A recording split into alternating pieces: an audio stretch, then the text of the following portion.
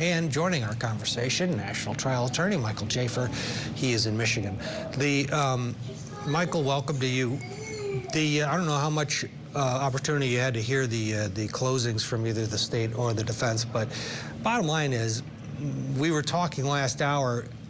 This is a tough hill to climb. This idea of any intent here.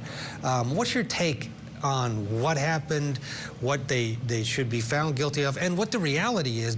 Given the heinousness of the crime, a jury in South Carolina might just come back and throw the book at them both because they're so disgusted by the death of this little girl.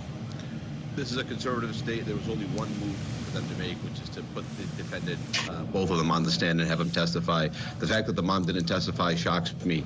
I mean, it's shocking. I'm trying to come up with an explanation as to, what the logic would have been for her not to testify. Her daughter died at her hands. She's being accused of it. She's defending herself. This is the time for a mom to jump on the stand and say, and cry and throw herself at the mercy of the jury and say, this is, you guys have it all wrong. You've heard another story now for months. I made a mistake. I'm devastated. And that was the time for her to do it. And she didn't do it. I'm baffled. I think they made the right decision initially to say she's going to testify. I think it was a terrible decision for her not to testify. Now, we're not in the room. We're not in the, for all we know, she told her attorneys, I was drunk. I was hot. I mean, we don't know, right?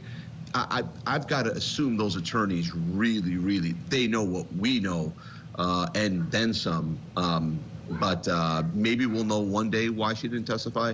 But without her testifying, that's a major knock against her defense.